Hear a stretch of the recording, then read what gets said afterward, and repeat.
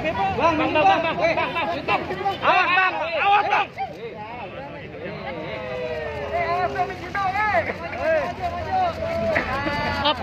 Up, Bang Ipul, up. Up, situ Bang Ipul.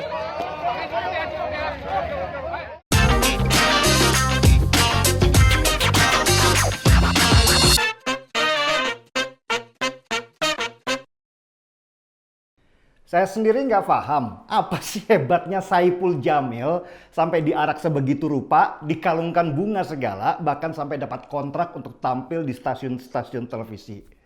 Saya kira kemarin itu yang diarak dan dikalungkan bunga di atas mobil adalah seorang atlet. Entah atlet anggar atau bola sodok. Tapi ternyata bukan. Dia hanyalah seorang Saipul Jamil. Seorang narapidana kasus pencabulan yang baru saja bebas sesudah menjalani hukuman sekian tahun penjara. Oke, sebagai pengingat ya, Saiful Jamil beberapa tahun lalu dituntut kasus pencabulan anak di bawah umur. Saiful Jamil sendiri mengakui meski dia bilang sedang hilaf. Kata Saiful, dia cuma sekali doang menghap asistennya yang berjenis kelamin laki-laki itu. Entah apa yang dihap, kayak makan pisang goreng. Kita sih nggak bahas kronologi Saiful Jamil ya, juga masalah hap-hap itu. Karena kejahatan apapun yang pernah dilakukan Saiful Jamil, dia sudah menjalani hukumannya.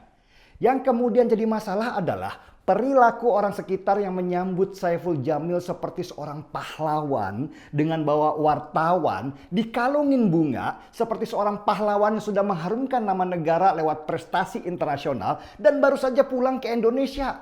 Sakit nggak? Ya sakit lah. Pada miring otak orang-orang ini. Napi pedofilia kok disambut seperti pahlawan. Yang namanya Saiful Jamil juga ikut sakit. Dia malah dengan bangga diarak dan dikalungi bunga. Gak ada malu-malunya kalau dia barusan keluar dari penjara akibat urusan pencabulan.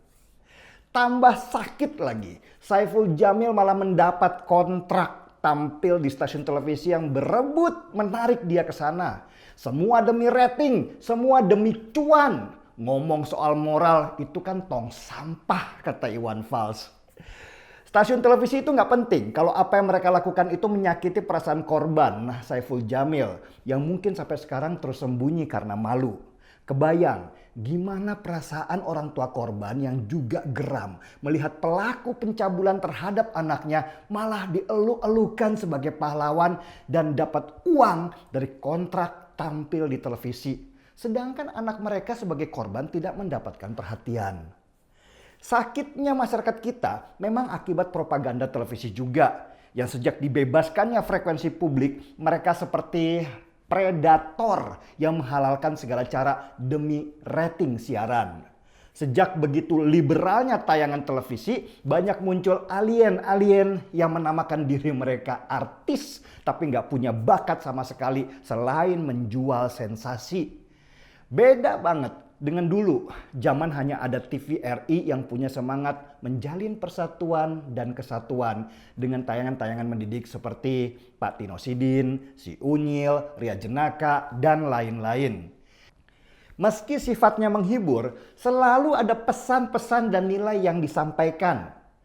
Tayangan televisi sekarang itu banyak sampahnya yang harus diserap anak-anak dan membentuk perilaku mereka ke depan. Anak sekarang jadi banyak yang melambai karena terpengaruh idola mereka yang juga begitu. Semakin lama semakin gak sehat. Ada sih yang namanya Komisi Penyiaran Indonesia atau KPI.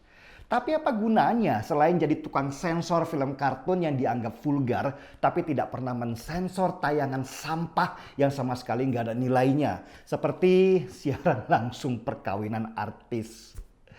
KPI sendiri nggak ada tajinya, cuma berupa teguran yang juga tidak diperdulikan oleh stasiun televisi yang di belakangnya adalah para pemodal besar. Lalu apa solusinya? Ya boikot tayangan televisi. Sekarang sudah banyak channel-channel bebas yang bisa kita pilih tanpa harus menonton siaran televisi. Televisi hidup dengan iklan.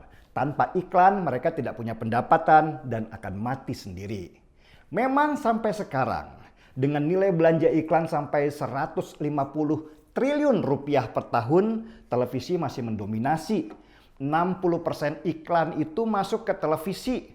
Tetapi media digital seperti sosial media sudah mulai menggerus pelan-pelan pendapatan iklan televisi.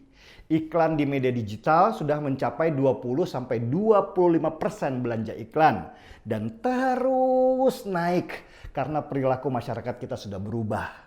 Televisi memang masih mendominasi karena internet kita masih belum menyebar ke pelosok-pelosok daerah.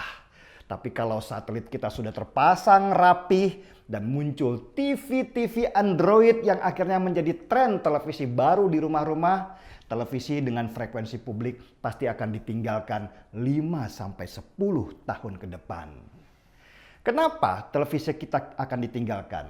Ya karena orang sudah muak dengan tayangan sampah yang dihadirkan terus-menerus karena cuan. Orang sudah punya banyak pilihan dan mereka kelak ketika pendidikannya sudah tinggi akan mencoba hidup sehat dengan menghindar dari racun tayangan televisi yang tidak bermutu. Saya sendiri sudah jarang sekali sih nonton televisi, nggak ada mutunya. Paling yang saya lihat berita doang. Itu juga sebagai konfirmasi peristiwa yang sedang terjadi. Selebihnya mending cari acara yang sehat di tayangan internasional. Dan televisi pelan-pelan sedang menggali kuburannya sendiri kalau mereka tidak berbenah. Paling nanti cuma ada 2 atau 3 stasiun televisi dengan modal yang sangat kuat karena yang lainnya ambruk dihajar YouTube dan perusahaan streaming media. Mau ngomong apa coba televisi Indonesia kalau itu terjadi? Jangan salahkan pemerintah, salahkan diri sendiri yang tidak pernah update dengan perkembangan yang terjadi. Dan sambil menunggu masa itu, mari kita seruput secangkir kopi.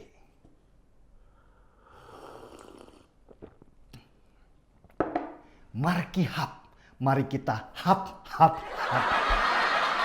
Saya Denny Siregar, kita di acara Timeline.